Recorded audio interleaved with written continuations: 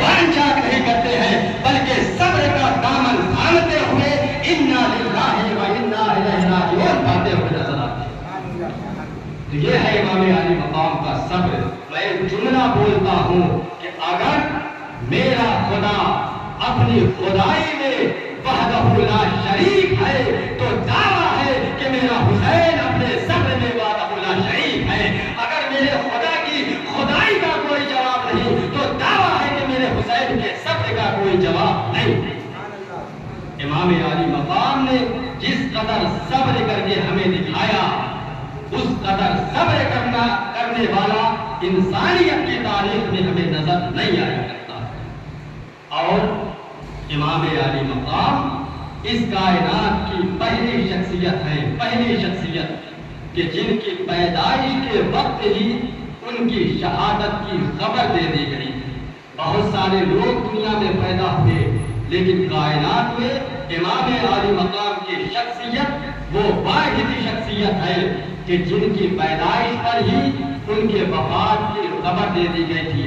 حضرت ام الفضل فرماتی ہے، اللہ کے حبیب کی چچی ہے، وہ فرماتی ہے کہ میں جب حسین پیدا ہوئے تو میں فاطمہ کے گھر گئی، میں نے دیکھا کہ اللہ کے حبیب حسین کو اپنی گود میں لے کر کھلا رہے ہیں، بڑے خوش نظر آ رہے ہیں اللہ کے حبیب، چھوڑے جا رہے ہیں، مسکرا رہے ہیں۔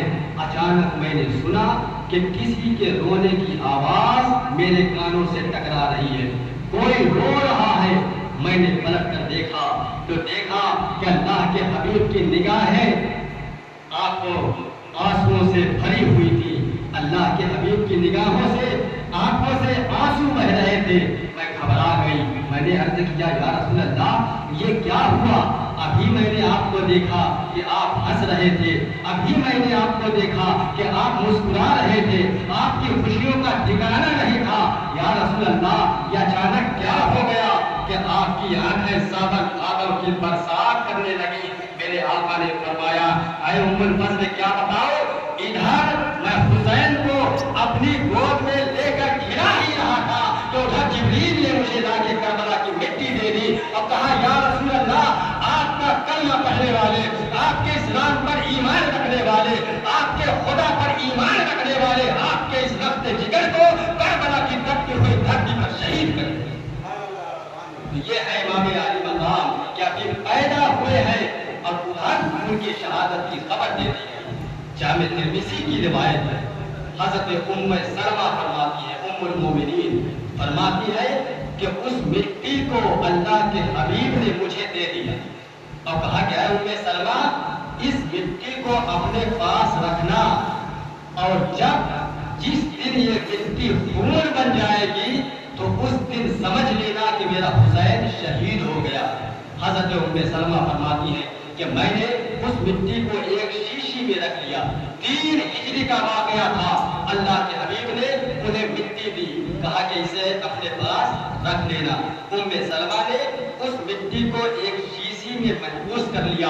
وقت گزرتا رہا، 20 ہجری آئی، 30 ہجری آئی، 50 ہجری آئی، یہاں تک کہ جب 61 ہجری آتی ہے، دوپہر کا وقت ہے، حضرت ام سلمہ فرماتی ہیں کہ میں اپنے گھر میں آرام کر رہی تھی، میری آنکھ لگ گئی، میں نے اچانک خواب دیکھا، میں نے خواب میں دیکھا کہ اللہ کے حبیب ایک بڑے میدان میں تشریف فرما ہے اور اللہ کے حبیب کے ہاتھوں میں ایک شیشی ہے جو خون سے بھری ہوئی ہے اور اللہ کے حبیب کے جسم پر غبار جمع ہوا ہے، بال بکھرے ہوئے ہیں۔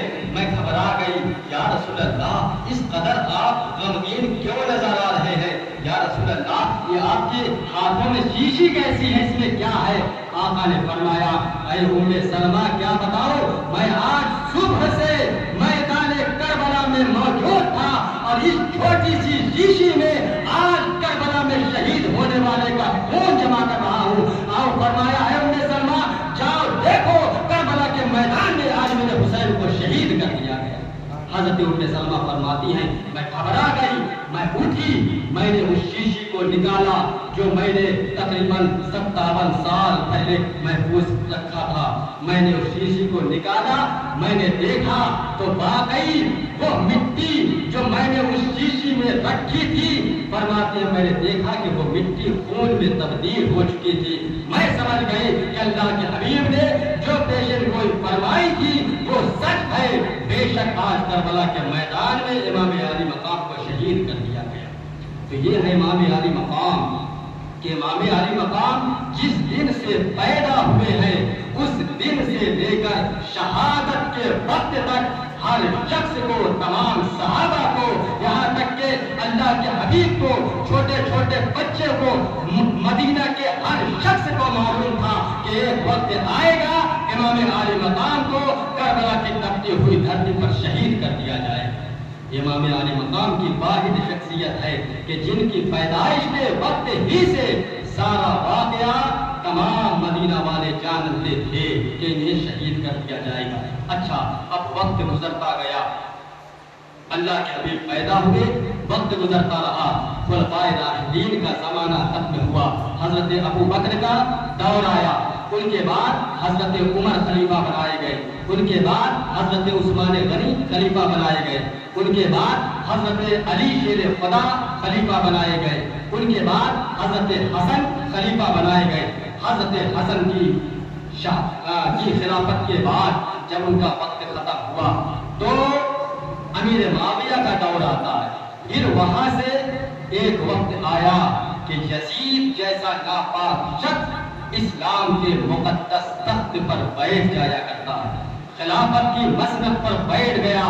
ہر طرف اس نے خط جاری کر دیا کہ لوگوں مجھے خلیفہ وقت تسلیم کرو, مجھے امیر المؤمنین تسلیم کرو.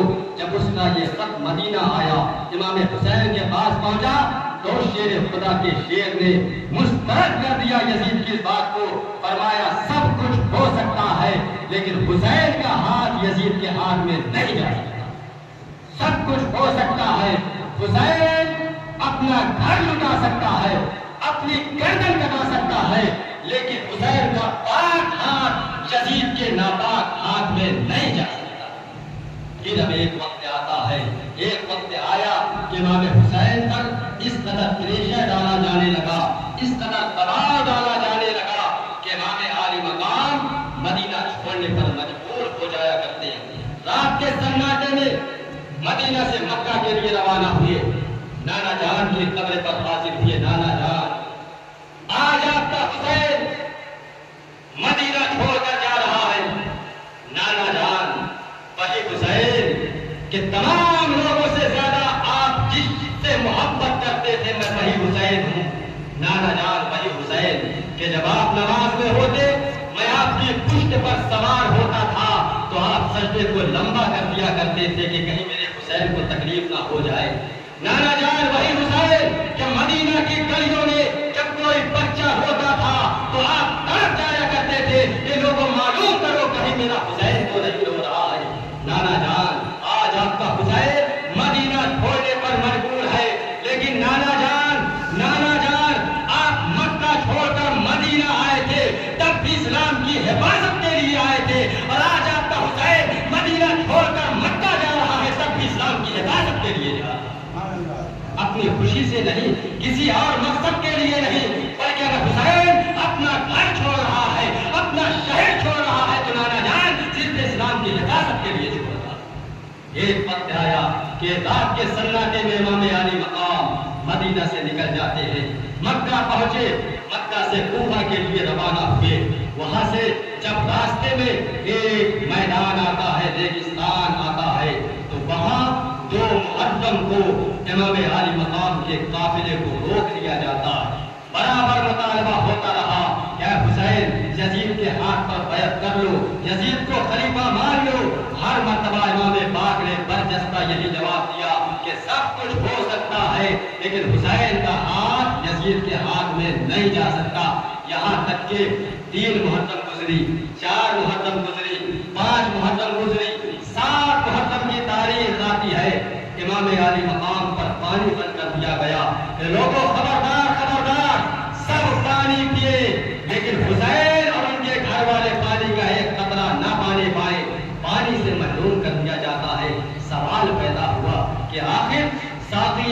کوثر کے گھر والوں کو پانی سے کیوں محروم کیا گیا؟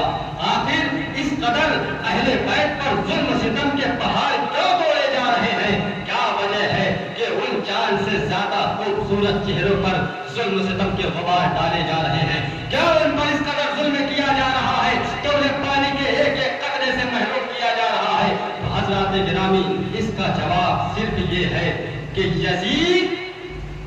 یزید اسلامی پرسنل لا میں انٹرفیئر کرنا چاہتا تھا، یزید اسلامی قانون کو بند کرنا چاہتا تھا، یزید قرآنی قانون کو بند کرنا چاہتا تھا، یزید شریعت پر اپنی طبیعت کا قانون ڈالنا چاہتا تھا، یزید اسلام شراب کی حرمت کو حلت سے بدلنا چاہتا تھا، یزید زنا کو عام کرنا چاہتا تھا۔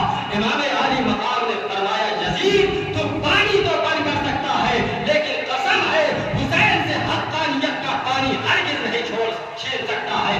یہ کربلا کے میدان میں صرف حسین اور یزید کا مقابلہ نہیں تھا، بلکہ حق کا مقابلہ باطل کے ساتھ تھا، باطل کا مقابلہ حق کے ساتھ تھا۔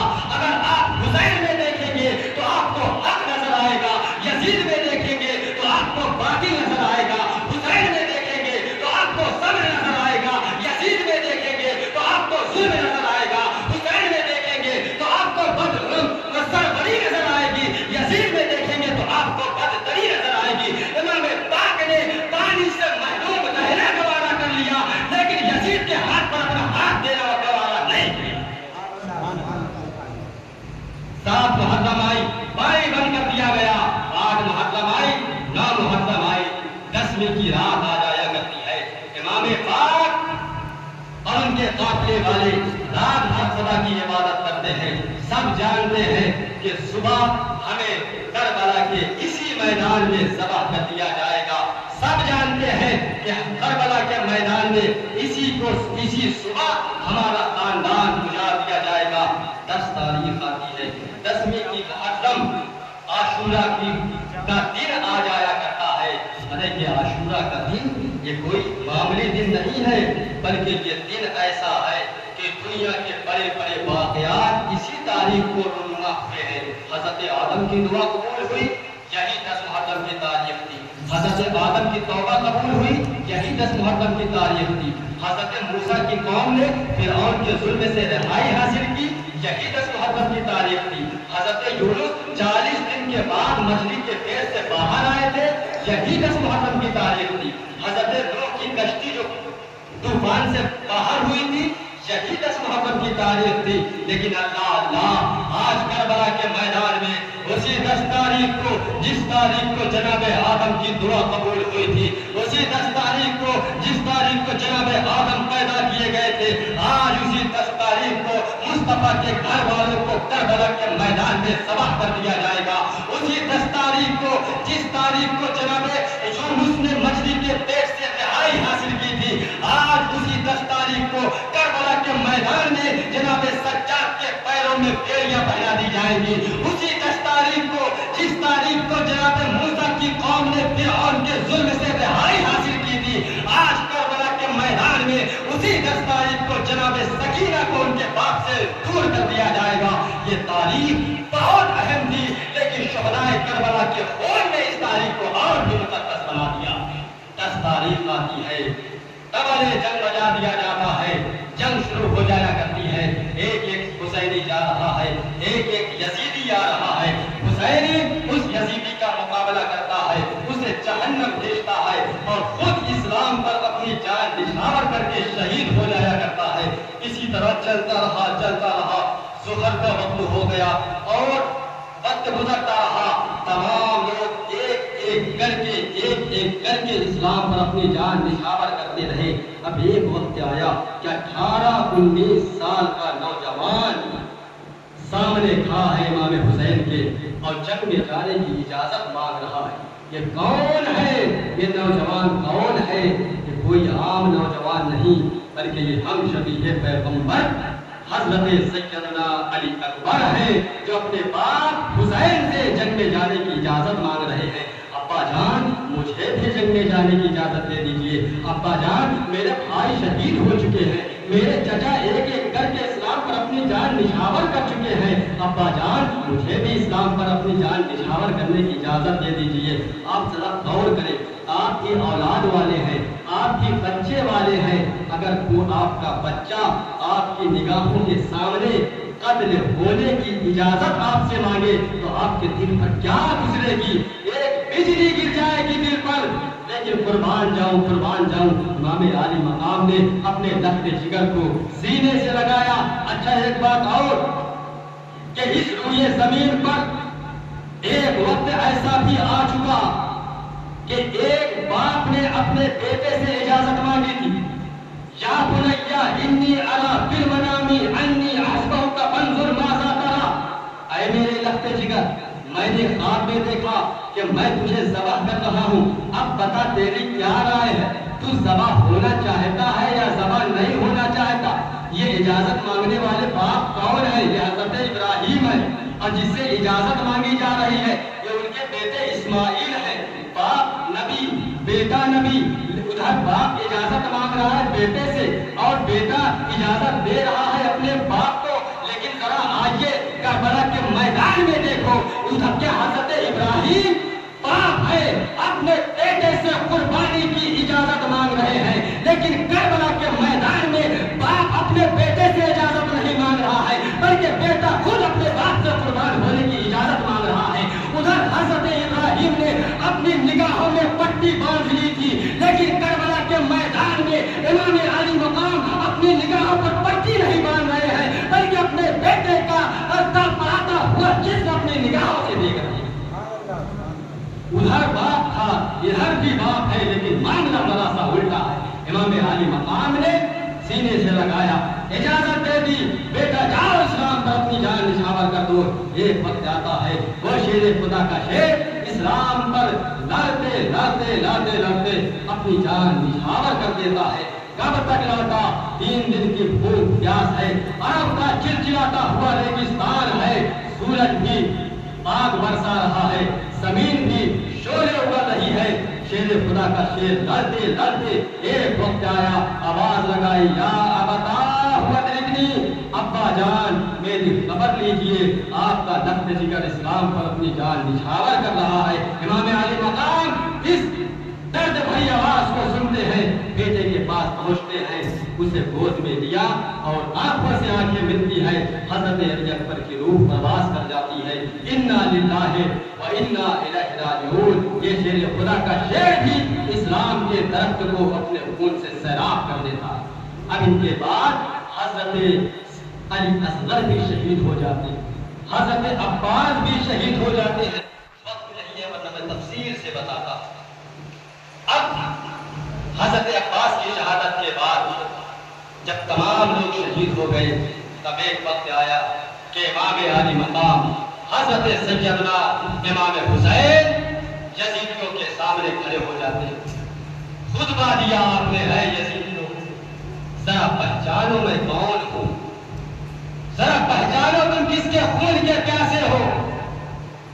میں اسی نبی کا نواسا ہوں جس کا تم کلمہ پڑھتے ہو، میں اسی علی کا لخت جگر ہوں جسے شیر خدا کہتے ہیں، میں اسی فاطمہ کا نور نظر ہوں کہ جس کا گزر کل میدان محشر میں ہوگا تو کہا جائے گا، او اہل محشر اپنی نگاہیں نیچی کر لو، نبی کی بیٹی فاطمہ الزہرا کا گزر ہوا۔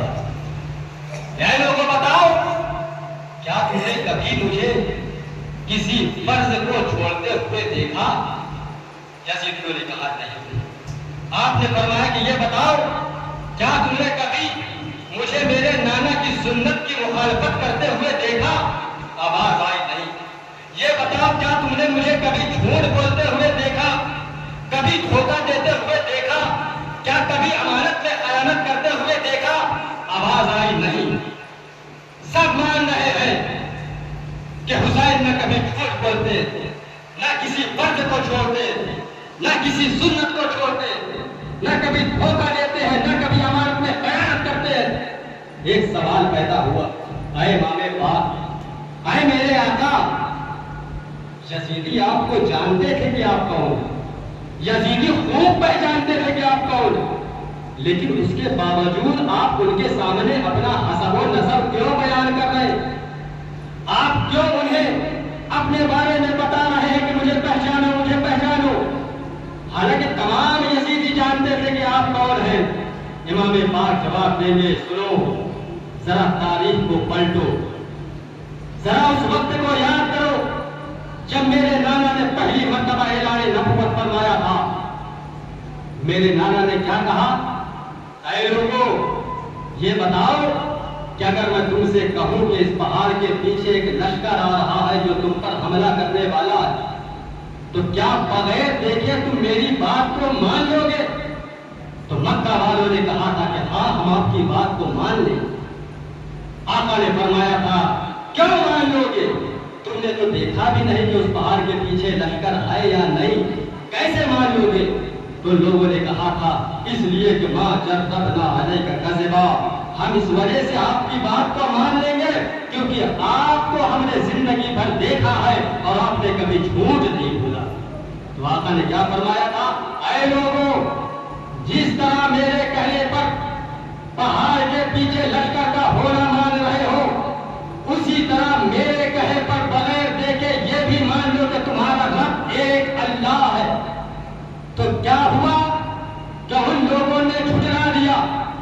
یہ وہی لوگ تھے جھٹلانے والے جو رسول کو سچا مانتے تھے، یہی لوگ تھے جو رسول کو امانت دار کہتے تھے، یہی لوگ تھے جو رسول کو وعدہ نبھانے والا کہتے تھے، لیکن جب رسول نے ان سے بات کہی تو رسول کو جھٹلا دیا۔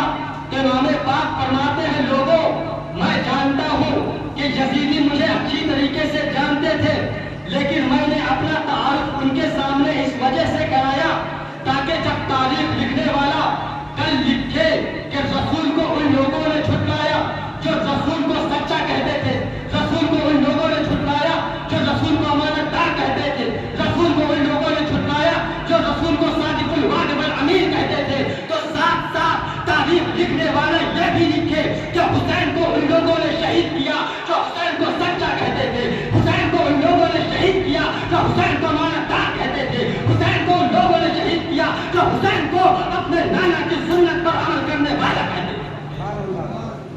تو تاکہ ساری چیزیں بتا دی گئی تاکہ کل قیامت کے دن یزیدیوں کو کوئی بہانہ نہ مل سکے، یہ نہ کہہ سکے کہ ہم نہیں جانتے تھے کہ حسین کون ہے، ہم نہیں جانتے تھے کہ حسین کون ہے، ہمیں کیا معلوم کہ حسین نبی کے نواسے ہیں۔ حسین پاک نے یزیدیوں کے سامنے خطبہ دیا تاکہ ان پر حجت قائم ہو جائے اور کل قیامت کے دن یزیدیوں کے پاس کوئی بہانہ نہ ملے۔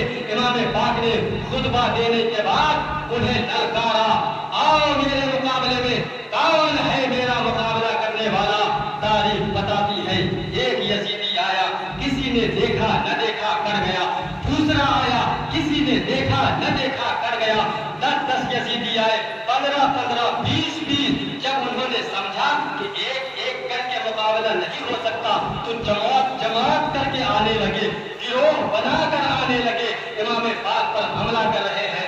وہ شیر خدا کا شیر یزیدیوں پر حملہ بھی کر رہا ہے، یزیدیوں کے حملے کو روک بھی رہا ہے، حملہ کر بھی رہا ہے، حملے کو روک بھی رہا ہے، تلوار چل رہی ہے، وہ ذوالفقار حیدری جدھر چل رہی ہے یزیدیوں کو کاٹتے جا رہی ہے، کسی کا دھڑ کٹ رہا ہے، کسی کی گردن کٹ رہی ہے، کسی کا بازو قلم ہو رہا ہے، کسی کا پاؤں کٹ رہا ہے۔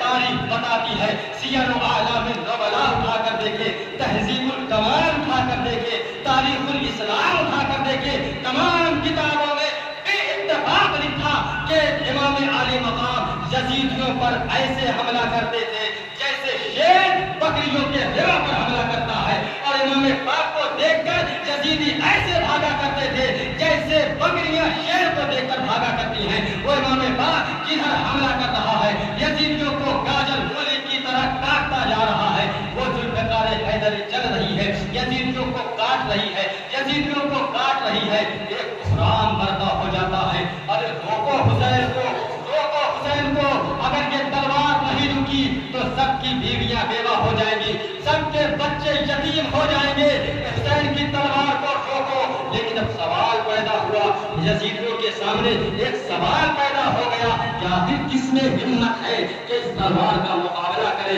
کس میں جرأت تھی کہ اس تلوار کے سامنے آتا۔ ارے یہ تلوار کوئی معمولی تلوار نہیں تھی کہ کوئی بھی سامنے آ جائے اس کا مقابلہ کر لے، بلکہ یہ تلوار وہ تھی جسے بھوک نہیں روک سکی، یہ تلوار وہ تھی جسے پیاس نہیں روک سکی، یہ تلوار وہ تھی جسے علی اکبر کی لٹتی ہوئی جوانی نہیں روک سکی، یہ تلوار وہ تھی جسے علی اصغر کا معصوم گلا نہیں روک سکا، یہ تلوار وہ تھی جسے عباس کا کٹا ہوا بازو نہیں روک سکا۔ یہ تلوار کوئی معمولی تلوار نہیں تھی، کسی میں ہمت نہیں کہ اس تلوار کے سامنے آئے، کسی میں جرأت نہیں کہ اس تلوار کے سامنے آئے، لیکن تاریخ بتاتی ہے کہ وہ تلوار جو بھوک سے نہیں رکی، وہ تلوار جو پیاس سے نہیں رکی، ایک وقت آتا ہے کہ وہ تلوار رک جایا کرتی ہے، رک جاتی ہے وہ تلوار، بھوک سے نہیں، پیاس سے نہیں، کسی اور وجہ سے نہیں، بلکہ وہ تلوار اس وجہ سے رک گئی کیونکہ نماز کا